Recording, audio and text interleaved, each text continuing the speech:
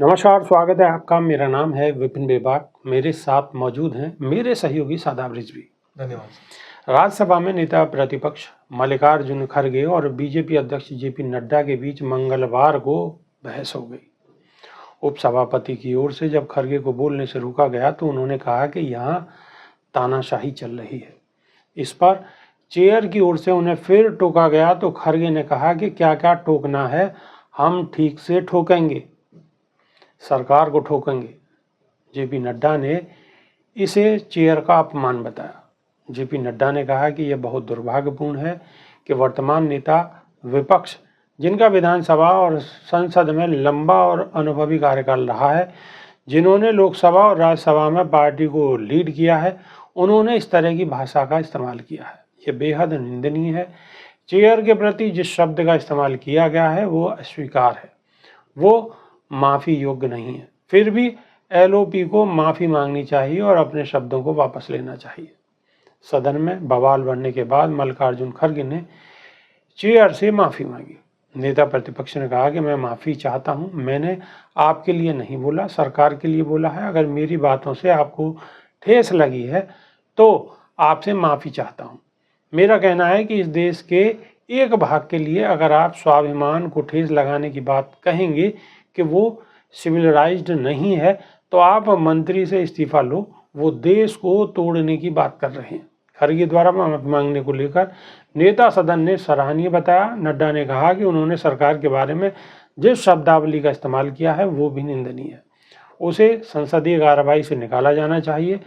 राज्यसभा की कार्रवाई शुरू होने के बाद उपसभापति हरिवंश नारायण ने केंद्रीय मंत्री रवनीत सिंह बिट्टू का नाम लेकर उन्हें सदन में दस्तावेज रखने को कहा, लेकिन केंद्रीय मंत्री सदन में मौजूद नहीं थे। इस पर विपक्षी सांसदों ने आपत्ति जताई और कहा कि मंत्री की अनुपस्थिति शर्म की बात है। खड़गे ने कहा कि नेता सदन ने सोमवार को नसीहत दी थी कि नेता प्रतिपक्ष और विपक्ष के सदस्यों को सदन के नियमों का प्रशिक्षण दिया जाना चाहिए। खड़गे ने कहा कि मैं पूछता हूं कि आपको क्यों ट्रेनिंग नहीं लेते, आपके लोग समय पर नहीं आते, मंत्रीगण भी नहीं आते, ये शर्म की बात है।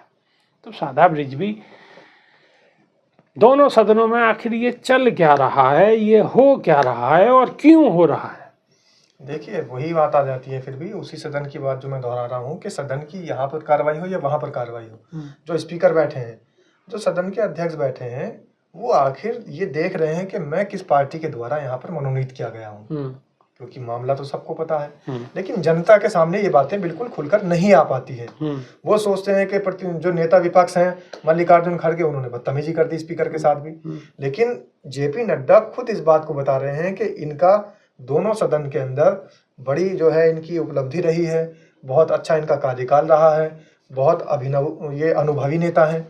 तो जो बता रहे हैं कि अनुभवी नेता और दोनों सदन के अच्छे से उनके जो है वो रहे हैं, उनका कार्यकाल अच्छा रहे, तो उनका अनुभव है।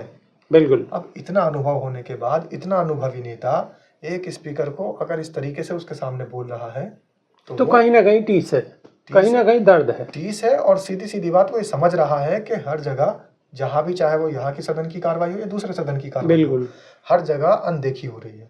सिर्फ सत्ताधारी पार्टी के लिए वो खुलेआम छूट दे रहे हैं और जो विपक्ष के सांसद हैं उन पर ज्यादती कर रहे हैं। ज्यादती कैसे कर रहे हैं? कह रहे हैं इनको प्रशिक्षण दीजिए, सदन में किस तरीके से आया जाए, विपक्ष के नेताओं को, विपक्ष के सांसदों को, विपक्ष के सदस्यों को, जितने भी संसद के या राज्यसभा के सदस्य हैं, उनको प्रशिक्षण दिया जाए। अब वहां पर जो सत्ताधारी पार्टी के मंत्री, जिनका बार बार नाम लेकर बुलाया जा रहा था कि कागज पेश करिए, उनका खुद का काम था, वो वहां पर नदारद है। तो इसलिए मल्लिकार्जुन खड़गे ने सवाल उठाया है कि प्रशिक्षण की जरूरत हमें नहीं है, अध्यक्ष महोदय, प्रशिक्षण सत्ताधारी पार्टी के सदस्यों को दिलाइए। बिल्कुल।